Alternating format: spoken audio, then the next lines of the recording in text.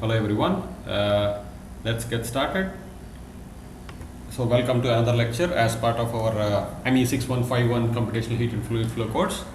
So in the last lecture we looked at boundary conditions for convection. That is essentially we looked at distinguish the inflow outflow boundaries and geometric boundaries such as walls.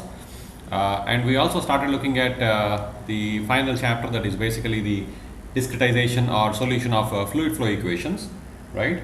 And we looked at a couple of difficulties that we kind of encounter in the solution of fluid flow equations, which are basically there is no equation for pressure, right, in the solution of the fluid flow equations, because we have one equation for U, one equation for V, whereas when we turn down to the other equation, that is the continuity equation, then we realize that the continuity equation is also an equation for velocities but not for pressure.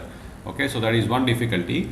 The other difficulty is that we get the checkerboarded pattern that can be supported by the velocity and pressure fields, because in the equation for cell P we never got a term that kind of corresponds to the cell P, right? For example, there was no UP or VP in the equations for momentum, in the equations for continuity equation, and similarly there is no P sub P in the equation for the pressure gradient in the momentum equations, right?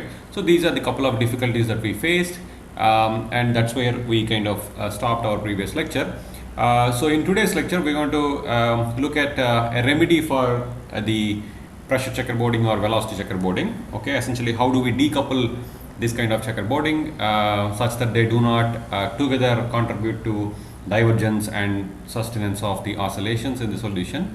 Okay, so we're going to look at a famous remedy that is known as the staggered grid approach, and after that we're going to look at the simple algorithm, which is again a very famous algorithm for the solution of incompressible fluid flow equations. Okay, all right. So essentially in the last lecture we identified two difficulties in solving or in the solution of fluid flow equations. Those are namely the checkerboarding of pressure and velocity, because both of them are 2 delta x apart, right? We got terms like P east and P west, right? We never had a P term in there. Similarly, the velocities also always had V little e and U little e and U little w, right? And things like that. Okay. So checkerboarding of pressure is one issue and velocity is one issue, and then the other thing was there is no equation for pressure, right? Because the continuity equation is kind of a compatibility condition, right? Rather than an equation, right? Rather than equation for pressure, right? It is not an equation for pressure, rather it is kind of more of a compatibility condition, okay? Because you have this thing like where del dot rho u bar equal to 0, which is more of a consistency check that the velocity field is divergence free or not, okay? All right, so these are the two difficulties. So one of the difficulties is basically the checkerboarding of pressure and velocity. This can be remedied by switching to something known as a staggered grid approach. Okay, so this is a very good remedy for avoiding checkerboarding of pressure and velocity fields in the solution.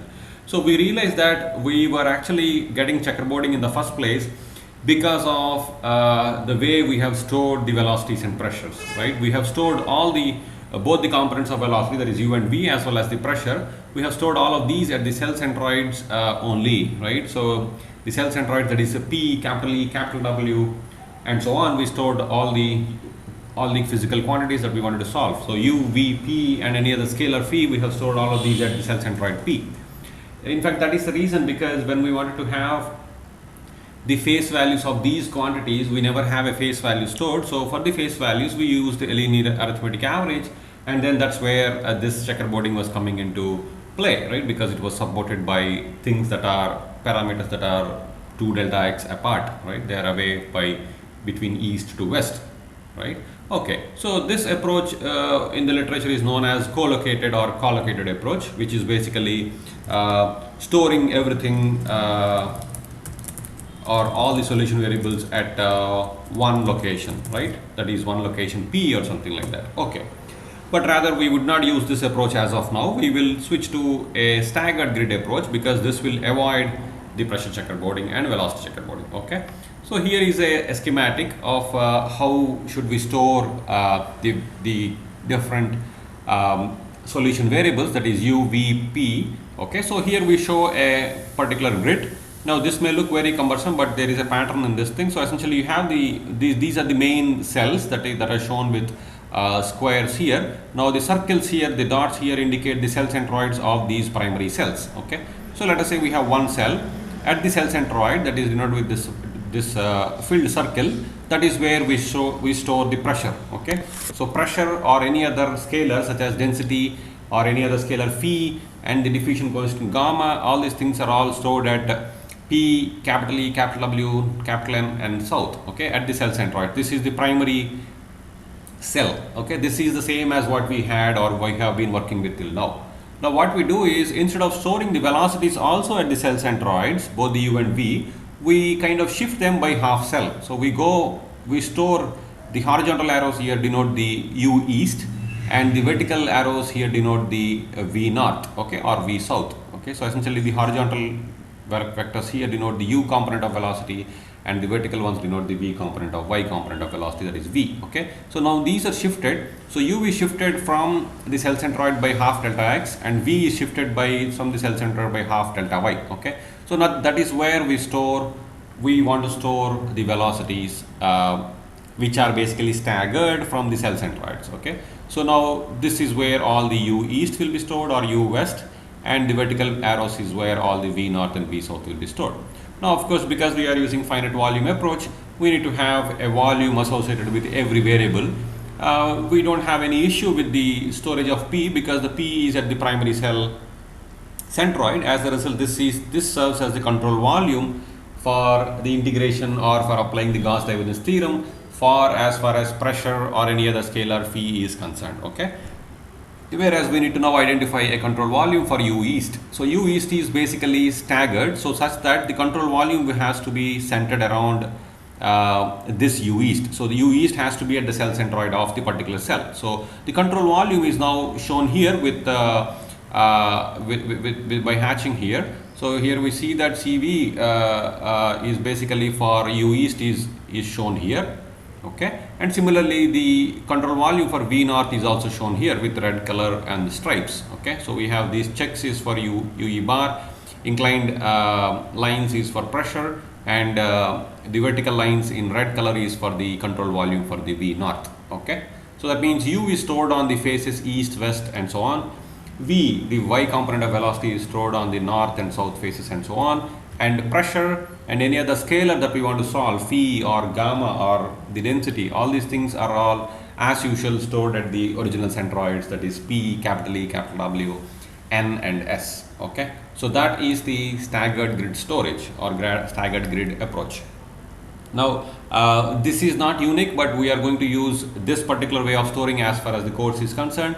But if you look in the literature, there are many other ways of staggering. For example, instead of storing U on the east face, people might store U parallel to the x-axis. That means they may store U here and V here. Okay, that is also possible. That is also a particular way of staggering. And there are also a few other half staggering approaches where U and V are stored at one location and pressure is at another location. Okay, so there are a few other ways of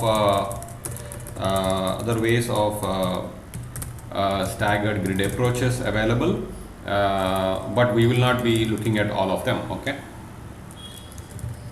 available in the literature, but we will not look at all of them. We will only concentrate on this particular way of staggering. Okay, all right. Now again, one more question that pops up in your mind is that, okay, so shall I create 3 different meshes for solving one problem?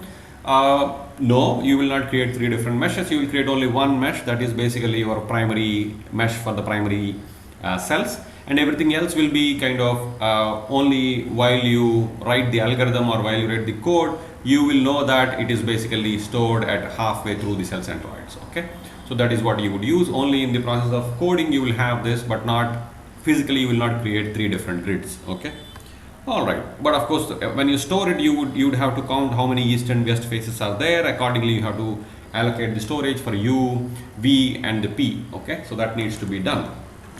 All right.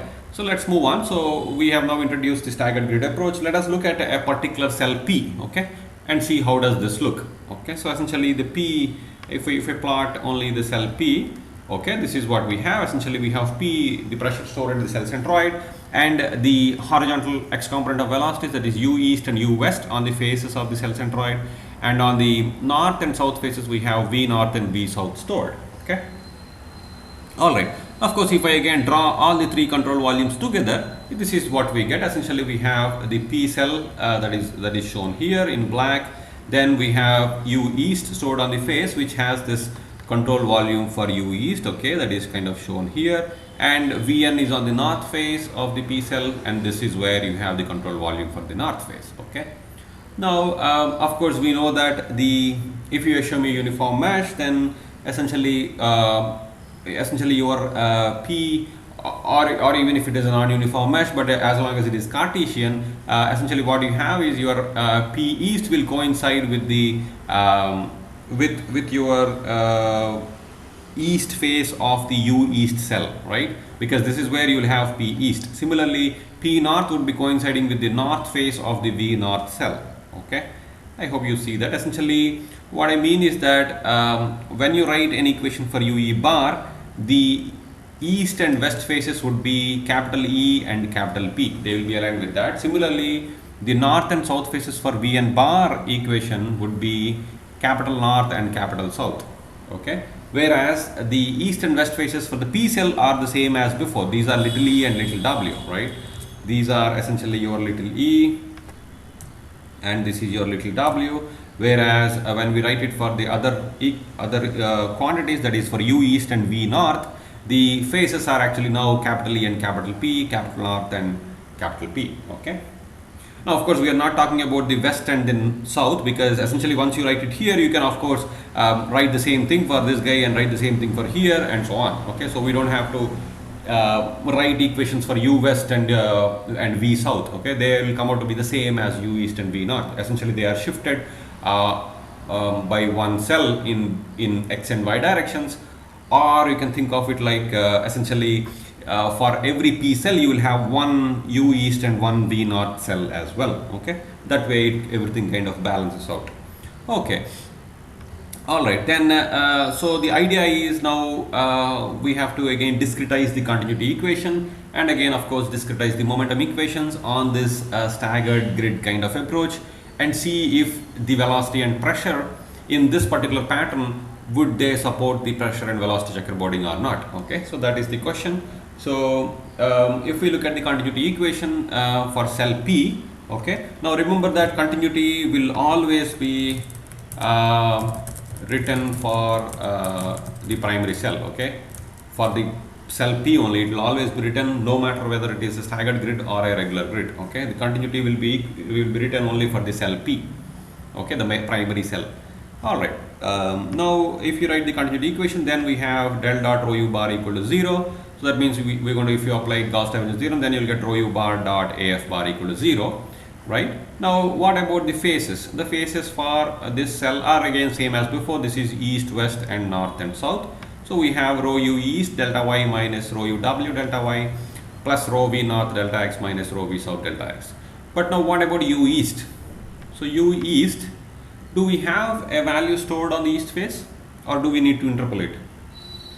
Because we have already staggered it, we don't have to interpolate anymore, right? Because UE is already stored and solved at the east face and the west face. Similarly, V north and V south are essentially they are stored and solved where they are required by the continuity equation, right? Essentially, then we don't have to interpolate anymore, right? Unlike before, because earlier when we got u sub little e, we had to interpolate as an arithmetic average as u capital E and u p by 2, and that landed us into trouble, right? Because then we ended up with essentially velocity field supporting our checkerboarded pattern, right? So therefore, by staggering the velocities, what we see is that the velocities are readily available and stored and solved where they are required on the cell faces for the primary cell. And this kind of now staggering eliminates velocity checkerboarding, right? Because you don't have to interpolate anymore. And we are essentially talking about east minus west and north minus south. Basically, these are now these are now adjacent values, right? So if u east is here, u west will be here. So essentially the neighbor is basically u east and u west. As a result, you cannot have checkerboarding, right? Earlier u east and u west are 2 delta x apart. Now they are only delta x apart, right? Okay. Right, okay. All right, then let us look at what happens to the momentum equation. So let us look at the discrete x momentum equation. Now, where do we solve the momentum equation? We are writing an equation for x component of velocity, that is ue. So we need to solve momentum equation on the ue control volume, right? That means we'll solve momentum equation, x momentum equation on this control volume and y momentum equation on this control volume, okay? That means x momentum equation will be solved on essentially on this control volume, and y momentum will be solved on this control volume, okay? So essentially it is slightly bigger. So this is where we'll solve the y momentum equation, and this is where we'll solve the x momentum equation, okay? Right, and on the primary cell we have solved for the continuity equation, right? Okay. Then let us go and write the x momentum equation. Now again, we are not writing the entire equation, which we will write little later. As of now, we will look at only the pressure gradient term, because we want to see if the staggering supports the pressure checkerboarding or not, okay? So if you look at the equation, essentially what we have is the pressure gradient is minus partial t partial x in the x momentum equation, and we can write this as minus I dot grad p dv, right? Again, if you apply gradient theorem, then we can convert this as minus I dot sigma pf af bar. Now what about the phases here? The phases are not little e, little w, little north, little south. Rather, the phases are now actually capital E and capital P. Do you see that? Because we are now writing an equation for the blue cell, for the UE cell, and what are the phases for this cell? This phase is capital E, this phase is capital P. This phase, of course, is still the little north and little south, but because we have our AF, because we are taking a dot product with I bar, the only terms that survive are the AF bars that are aligned in the x direction. As a result, only E and P will survive, so we don't have to worry about the little north and little south for this particular case. So, and this would basically be your evaluate to, because A capital E would become delta y I cap, right? Because there is a minus, it gets pushed to the negative value, and A capital P would evaluate to minus delta y I cap, and that would make it plus. So as a result, what we get out of this summation is basically PP minus P capital E times delta y, okay? So now you already see that the pressures are now, the pressure gradient uses adjacent pressure values, right? We don't have P capital W minus P little w minus P little e, right? Which eventually lead to P capital W minus P capital E, like what we had before in the collocated approach. So right now here we have PP minus PE. So as a result, if you have checkerboarding, then it will automatically be seen by the momentum equation as a non-zero pressure gradient, and it will be felt, right? Unlike before, where such a pressure checkerboarding was not felt by the momentum equations as a pressure gradient, right? It was felt by the momentum equations as a zero pressure gradient, okay? All right. Now if you look at the y momentum equation, this has now, of course, all other components are there, but then what we have is minus j dot grad p dv. So this basically gives you, again applying gradient theorem, we get pf af bar dotted with minus j. Now what are the phases for the y momentum equation? Essentially we are talking about Vn control volume, okay? So Vn control volume, what are the phases? So this is the control volume. What is this phase? This phase is basically capital M. This phase is capital P. Of course, these phases are again little e and little w, but they will not survive in the equation because we are taking a dot product with j cap, okay? So capital N and capital P are the phases for the Vn control volume. So that means what we have is basically this term minus j dot pf af bar will evaluate to pp minus pn times delta x, okay? All right. Now again we see that we already have PP and PN available, and they are also adjacent values. As a result, we don't have to interpolate P, and this also eliminates pressure checkerboarding. Okay, as a result, what we can say is the use of staggered mesh or grid results in avoidance of pressure and velocity checkerboarding. Okay, that's what we see from the equations. All right, so this is only one fix for our problem. We have another issue also to look at, that is basically the absence of an equation for pressure. Okay, before we do that, let us look at the full equation. Okay, essentially the complete set of x and y momentum equations discretized on these staggered cells. Okay, that means discrete momentum equations are, we can of course write the full discrete equations, but one difference is that up till now we were writing AP UP equals sigma NB UNB plus B, but now because we are writing for UE, we will write to call our P cell as our northeast face. So the coefficient also we will change it to AL sub E.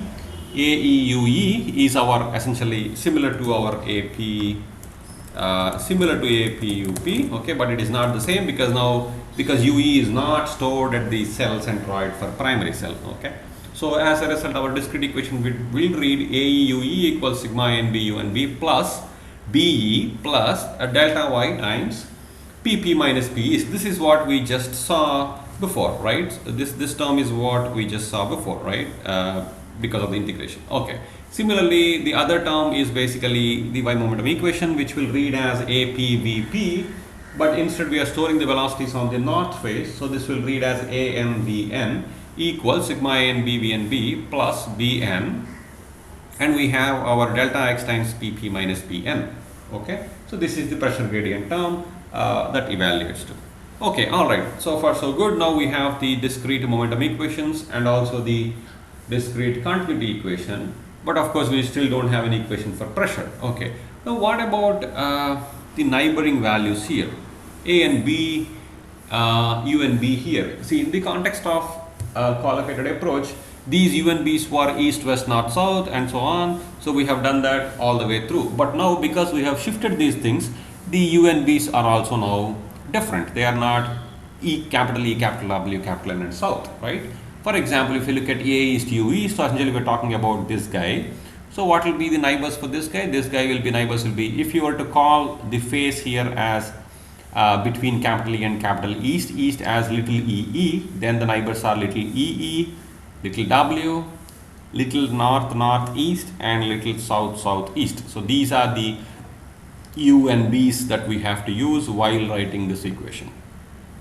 Okay. Similarly, the V and B's we have to use while writing the equation for north, right? Is V north is basically is north north and south and northeast and north northwest. Okay, so essentially these four guys is what we have to use. Fine. So that's what we have. So essentially the neighbors A and B for V equation are this guy, this guy, this guy, and this guy. And for U equation, the neighbors are this is the east, east, west, north, northeast, and south, southeast. Okay, so those are the neighbors. Of course, for the P cell, again the neighbors are east, west, north, south. That is same as before. Okay, there is no change in that. All right, so that is where. But what about now A and B? These A and B values, are they the same between this and this? They are not the same because now, because of the staggering, these values A and B's are not the same, right? Essentially they are different. Okay, they are not the same, they are different. Okay, so essentially between the two equations, U east and B north equations, the A and B's are different because the way the discretization or they are written for different cells. Okay, all right, so that kind of makes us with a fix for the pressure and velocity checkerboarding. Okay, as is basically use staggered grid approach. Okay, that is basically helps us fix the first difficulty that we have in solving the incompressible fluid flow equations. All right, now in order to look at the other difficulty, we look at this famous algorithm which is known as the simple algorithm, which which of course does not indicate the level of difficulty. Okay, the simple there doesn't mean the level of difficulty. Simple basically stands for semi-implicit method for pressure linked equations. Okay, we will see what is semi-implicit in this method little later. So essentially this is a very famous algorithm that is used in order to solve for incompressible fluid flow equations. Okay, so this will also help us with fixing basically the second difficulty that we have, that is basically the absence of an equation for pressure. Okay, so what simple method does is it addresses both the difficulties. So it uses a staggered grid approach, thereby it allows us to work with pressure and velocity fields without them becoming checkerboarded, and it also creates a discrete equation for pressure from the discrete continuity equation and the discrete momentum equations that we have. Okay, so essentially it creates an equation for pressure, and the way it basically does is what we are going to see next. All right, so it is a good idea to recall that we have three control volumes.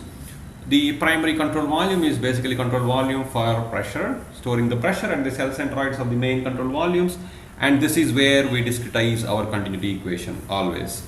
Now we have a staggered control volume that is staggered by half delta x, that is basically for storing the x component of velocity, that is u east, and this is used to discretize the x momentum equation.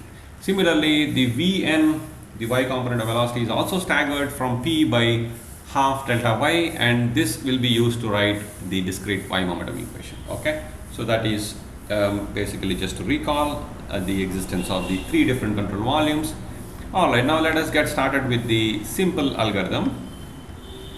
So basically what we have is we start with a guess field for pressure. Okay, so essentially you guess what is the pressure field. If I were to denote the guessed pressure as P star, and then we would like to solve the discrete x and y momentum equations on the staggered grid using this guessed pressure. Okay, that means we will write A east U east equals sigma n b u1 b plus delta y times pp star minus pe star plus be. Okay, similarly A n vn equals sigma n b vn b plus delta x times pp star minus p naught star plus bn. Okay, so what we have done is we have just made a guess for our pressure values. Okay, and using this pressure values, now we are solving for this x and y momentum equations. Okay, and the solution thus obtained by solving this system are now denoted with star values here. Okay, so ue star vn star are basically the velocities. They are not simply the guessed velocities, they are the velocities that are obtained by solving this system of equations using guessed pressure P star. Okay, how do you solve for these two equations? How do you solve for the first equation at least? Do you need to you make a guess for u star, right? If you use Gauss-Seidel, you have to iterate basically, isn't it? Because this is kind of an implicit equation, right? You have a system of linear equations where B is known and P star is guess is known, but although you made a guess for u star, you need to converge these equations, right? You need to converge using Gauss-Seidel, and you need to converge Vn also using Gauss-Seidel. Okay, again, if you kind of read through whatever we have discussed, what does A and B contain? A and B contains u guess values of u's as well, isn't it? Because this contains D and F, the diffusion and the convection, and the convection uses the existing values of u, right, and V. So essentially these equations are coupled. You can see these AB contain u and V, and this AB contains u and V, right, coming from the D and F that we have discussed before in the context of convection diffusion equations. Okay, so that means these two equations are actually coupled, and they are also now linearized, right? So we have made them linearized from the non-linearity that we have. Okay, okay, so you may have to kind of ponder upon these two equations and see what will be the values of A and B here. All right, now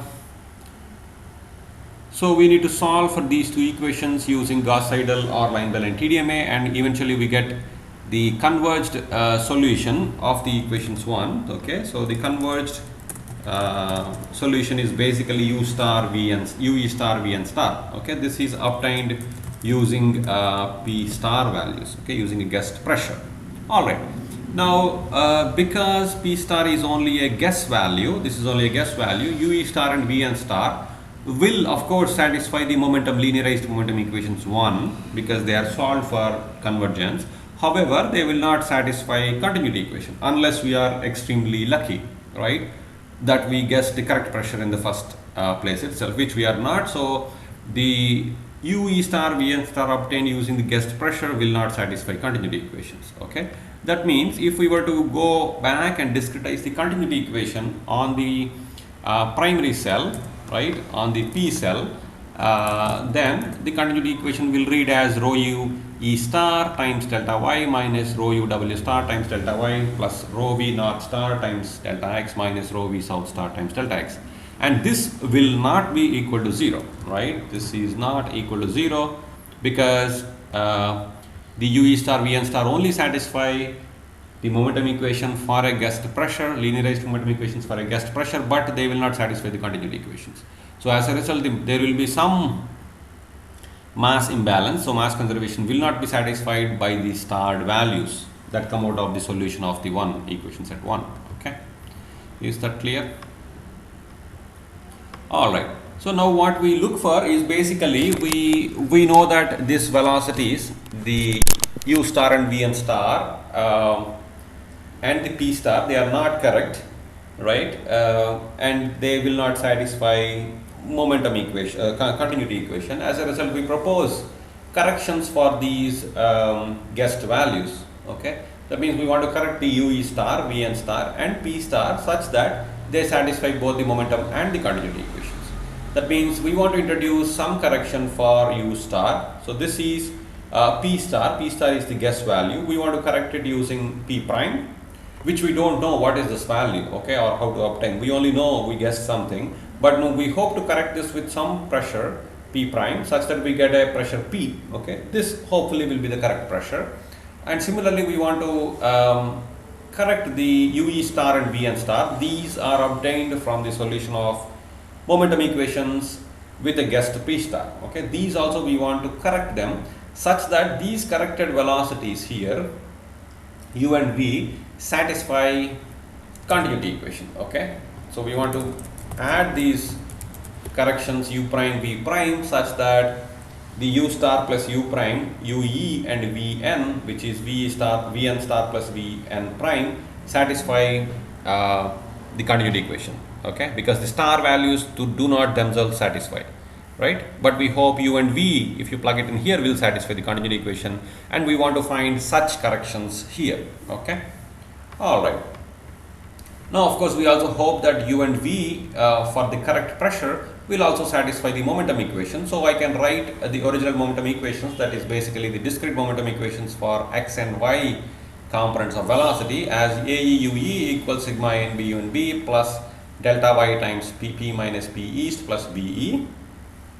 Okay, and then we have A and Vn equals sigma NB VNB plus delta x times PP minus P naught plus Bn. Okay, there this pressure is the corrected pressure and the velocities are the corrected velocities, and if you solve for this, you will kind of converge to some value. Okay, now this is basically the same equation set we had before, only thing is that we remove the stars everywhere. Okay, now if I were to subtract the star equations from the non-starred equations, that means if you want to do 2 minus 1 for each of these x and y momentum equations separately, then what we get is the equation set 3, which is basically your AEUE minus AEUE star. If you take AE common, then you get AEUE prime equals, similarly on the right hand side, what you get is sigma NB UNB prime plus delta y times PP prime minus P east prime plus BE, the body force term gets cancelled. Okay, so as a result, now we have an equation set 3, which is A and Bn prime equals sigma NB VNB prime plus delta x times PP prime minus P naught prime. Okay, so you need to verify how we got these equations. Okay, basically subtract the equation set 1 from equation set 2. Okay, now we got a very nice equation, very important equation. This is basically an equation that is relating the velocity corrections that we proposed with the pressure corrections, isn't it? Oops, with the pressure corrections. Okay, with the pressure corrections. Okay, So that is a very important equation. Okay. Now how do we solve for this equation? Let's say if P prime is guessed, how do we solve for this equation? Do we need to solve for a system, or can we directly get the answer? We need to solve for a system, right? Even for this, so we need to solve for again two systems, right, of linear equations. Okay, that is a lot of work, and also as a result we don't want to solve for this. So what the simple method proposes is this is the biggest or the most important approximation that simple proposes. Okay, so what it says is neglect the contribution of the A and B, U and B prime, make this 0, and A and B, B and B prime in these equations. Okay, that means we are writing approximating A, U, E prime, the velocity correction, purely in terms of the pressure correction. Okay, similarly A and B n prime equals approximated to delta x times Pp prime minus Pn prime. That means essentially we want to write these two equations by making these two to go to 0, as A U E prime approximates delta y times Pp prime minus P east prime, and A and B n prime approximates Pp prime minus P north prime times delta x. Okay, this is an approximation. We will see the consequence of this approximation a little later.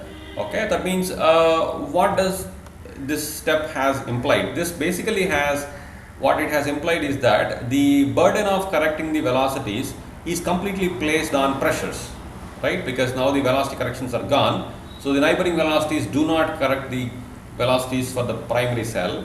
Rather, the velocity correction is completely has to be corrected using the pressure corrections, right? Because their contribution is now nullified. Okay, that means from equation 3, essentially the contribution of sigma n b n b prime and sigma n b n b prime is dropped. That means the consequence of this is the P prime takes the entire burden of correcting the phase velocity corrections, that is UE prime and Vn prime.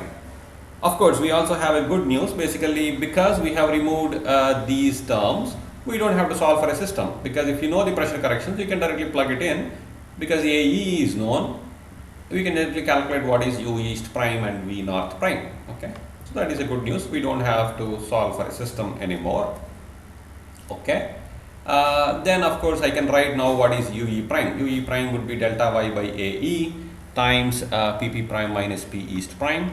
Okay, so that is delta y by AE times PP prime minus P east prime. So if we were to denote delta y by A east with another constant, okay, which we will like to call it as D east. Okay, we will call it as D east. So D east times PP prime minus P east prime.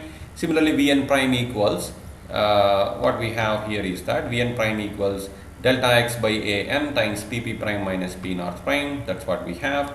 Delta x by An times Pp prime minus P naught prime, which we would like to call it as D naught. Okay, so then we have two constants, D east and D naught, and we have essentially got an equation for velocity corrections on the faces in terms of adjacent pressure corrections on the cell centroids. Okay, so these are our what equations? These are our velocity correction, pressure correction relations. Okay, now of course, we know that our total velocity, the corrected velocity, we denote it with using U sub E, would be equal to UE star plus UE prime, right? Because this correction is what we want to add to the UE star values eventually, such that this UE satisfies continuity. Similarly, Vn star, we want to add Vn prime such that it satisfies continuity. We get the corrected velocity Vn. Okay, that means UE star is coming out of the equation set 1. After the solution of equation set 1, and then if we add UE prime to this, UE star plus UE prime is basically DE times PP prime minus P east prime. Similarly, Vn equals Vn star plus Dn times Pp prime minus P naught prime. Okay, these are the corrected velocities. Now what about the flow rates? The flow rates are basically F east is basically the flow rate through the east phase using the corrected velocity. This can be written as also as Fe star plus Fe prime. where Fe star is rho UE star delta y plus Fe prime would be rho UE prime delta y. So I have written instead of UE prime, we have written rho delta y UE prime, but UE prime we can substitute as dE times PP prime minus P east prime, right, from here. Similarly, Fn would be the flow rate on the north face. This can be written as the star value plus the correction, where the star value of the flow rate is rho Vn star delta y plus the correction is rho delta x times Vn prime, where for Vn prime we can substitute dN times Pp prime minus P naught prime, okay, just like we have substituted for dE times Pp prime minus P naught prime for UE prime, okay. All right, so these are now known. We know that if you go back to the continuity equation, the guessed values that came out of the guessed pressure values by solution of the momentum equations do not satisfy continuity, right? Because we know that UE star and Vn star do not satisfy continuity. That means rho UE star delta y minus rho UW star delta y plus rho Vn star delta x minus rho Vs star delta x. This is basically is not equal to 0, right? This is not equal to 0 because the UE star Vn star came out of momentum equations but not out of continuity equation, right? Out of a guessed pressure. If this pressure was correct, then these would satisfy both momentum and continuity, right? Okay, that means if we write in terms of flow rate, these are Fe star minus Fw star plus F naught star minus F south star is not equal to 0. But we wish to convert this not equal to 0 into an equal to 0 by adding the contribution of the corrected flow rates, okay. That means the corrected velocities or the corrected flow rates, right, the corrected flow rates would satisfy continuity equation. What are the corrected flow rates? Those are Fe minus Fw plus F naught minus F south. This will definitely satisfy continuity equation, right? In fact, we want to make the corrections for velocities and pressures such that the corrected velocities satisfy continuity equation, okay. So that is our objective. Essentially, find the corrections such that the corrected velocities satisfy continuity equation, okay. Then we can split this Fe into Fe star plus Fe prime. Similarly, Fw into Fw star plus Fw prime, F north into F north star plus F north prime, and F south into F south star plus F south prime, okay. Out of this, the star values are they known or unknown? The star values are known or unknown? Are known, right? Essentially, we already solved UE star, Vn star. So these are known. So these can go to which term? These can go to the B term, right? Essentially the right hand side. Okay. That means we can send this star values to the right hand side. So what we left on the left hand side is basically Fe prime minus Fw prime plus F naught prime minus F south prime equals, look at the change in sign here because now these are sent to the right hand side. So minus Fw star becomes positive. So what we get is Fw star minus Fe star plus F south star minus F naught star. Okay, so this is our now B term, which is known, that is sent to the right hand side. But what we are left with on the left hand side is basically the prime flow rates, which of course we can substitute in terms of our pressure corrections, right? Because we can write Fe prime as rho dE UE prime, right? But UE prime is delta y times Pp prime minus P east prime. Similarly, we can write for Fw prime as rho dW AW prime, which is nothing but delta y times PW prime minus Pp prime.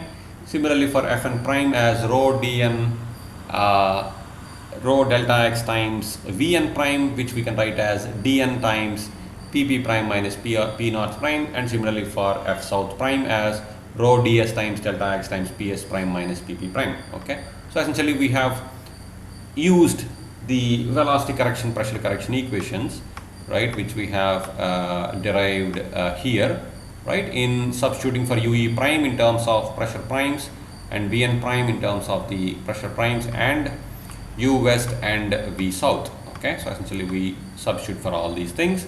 Then if you put these things back into equation 4 here, what you get is on the left hand side you get rho dE delta y times Pp prime minus P east prime minus rho dw delta y times pw prime minus pb prime plus rho dn delta x times pp prime minus p north prime minus rho ds delta x times p south prime minus pp prime equals fw star minus fe star plus f south star minus f north star.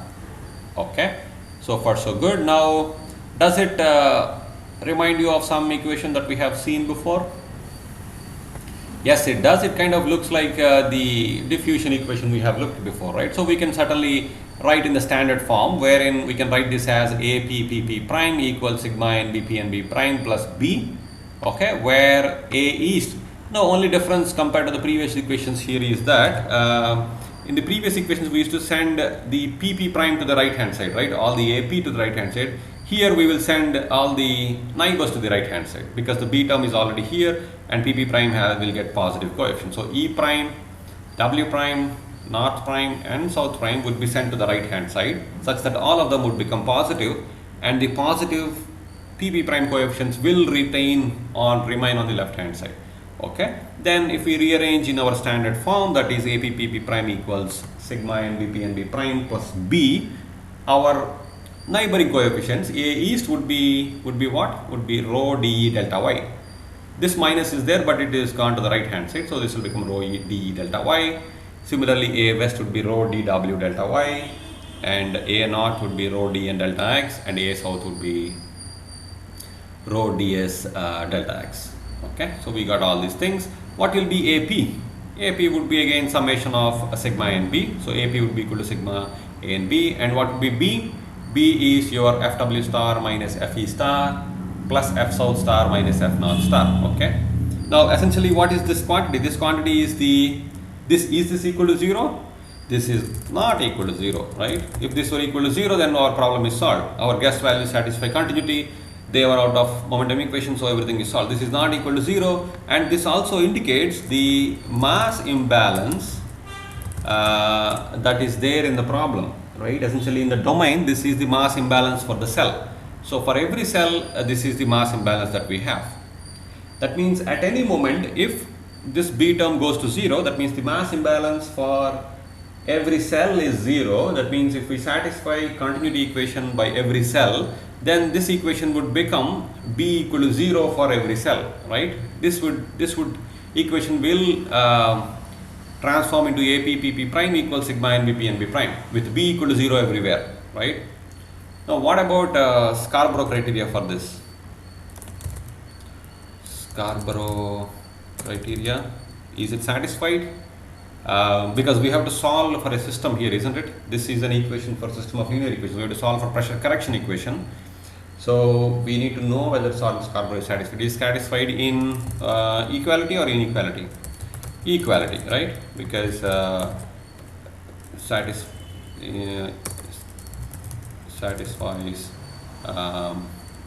equality condition, right? Okay.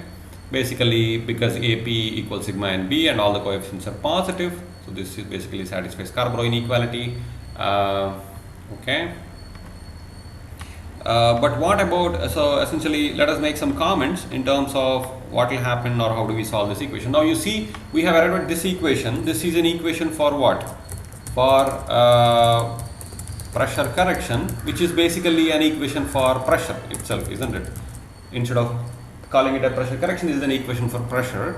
How did we get this? We got this from invoking continuity equation. Now see, that is the idea of the simple method. You start off with continuity equation, and by enforcing the guessed velocities to satisfy the continuity equation in terms of corrections, we have arrived at an equation for pressure. Okay, so the continuity equation is transformed into an equation for pressure correction with the help of momentum equations. Okay, so that is where the second difficulty that we had in the solution of incompressible flow problems is now addressed using the simple algorithm. Okay. Okay, of course, this is the right hand side is basically the mass, denotes the mass imbalance. This term denotes the mass imbalance. This is basically your B term. Now the moment if your pressure guess were correct, then it would yield U star and V star that satisfy both momentum and continuity equation, because if U star and V star satisfy, if P star was correct, then U star V star would be also correct in the momentum equations, and they will also give you a 0 here, which would essentially give you a 0 here. That means that AP prime equals sigma NB P prime. What is the solution for this equation? What would be the solution for AP prime equals sigma NB prime with B equal to 0? If B were 0, let's say if you end up with a continuity satisfying flow field, what is the solution for AP prime equals sigma NB prime everywhere in the domain? A solution would be basically out to this equation. If you solve using Gauss-Seidel, you will get basically P prime equals constant, right? That will be your solution. That satisfies this equation, right? Because AP equals sigma NB, then PP prime everywhere will come out to be constant. That is the solution for this equation. That means if pressure correction is constant, then what will happen to velocity corrections? Velocity corrections would, P prime is constant, then velocity corrections would go to, these will go to 0. That means we don't have to iterate anymore, right? Both the velocity corrections will go to 0. That means we can say that if P prime equal to constant, we have arrived at a converged solution, because velocity corrections also will go to 0. Of course, this constant might keep changing, okay, because every time step or every iteration this might be changing, but P prime equal to constant would tell you that for that particular iteration, this is basically satisfies, you have obtained a velocity field that satisfies continuity, okay. But we can consider P prime equal to constant everywhere as a converged pressure solution, and that will give you also a converged velocity solution, because UE prime and Vn prime are also 0. The velocity corrections are 0. That means we can say that we have obtained a converged UE Vn, and P prime is basically becomes a constant. Now we see that even if this constant value keeps changing, that doesn't matter as long as it is a constant, because your grad P is actually what matters in the incompressible flow equations, right? It is not the absolute pressure. It is not the absolute pressure that matters. It is only the pressure gradient or the pressure difference that we have between 2 points. That's what matters, because in the equation you have minus grad P or minus partial P partial X and minus partial P partial Y, right? And we don't have an equation like an ideal gas equation or an equation of state where the absolute value of pressure is related to the density, okay? So as a result, in the incompressible flow equations, only the gradient of pressure that matters. So as a result, your P prime, even if it keeps changing, it's as long as it is a constant, that constant value might be anything, but it will not affect your solution, okay? Your essentially velocity corrections will go to 0, okay? So that is in a sense. But now after these velocity corrections, essentially your velocities, the corrected velocities U and V would satisfy continuity equation, but they will not satisfy momentum equations, right? Because now we have obtained a different pressure field and obtained a velocity field from these other equations. So essentially you have to go back and solve your momentum equations again with the updated pressure. From there you have to obtain the velocity fields and keep doing that until you satisfy both momentum and continuity equations at the same time for the pressure and the velocities, okay? So that is the overall algorithm. We will look at the algorithm in a different lecture, in the next lecture. So, but this is the idea of the simple method, okay? So essentially we will look at the overall algorithm in the next class, and also we will solve some simple problems, okay? Both using hand calculations as well as using computer code. So I'm going to show you some small programs. These will be taken from the book by Katankar. Okay, so I'm going to hopefully upload the problems page, okay, from the book, so that you can take a look, and you can also go through this algorithm once, so that we can get started with the overall algorithm and the hand calculations for some simple problems in the next class, okay? I will also see if I can post maybe one assignment or something like that, so that we can, you know, kind of get used to these. All right, okay, thank you very much. I'm going to stop here. If you have any questions, do let me know through email, and I will kind of try to get back to you as soon as possible. Okay, thank you.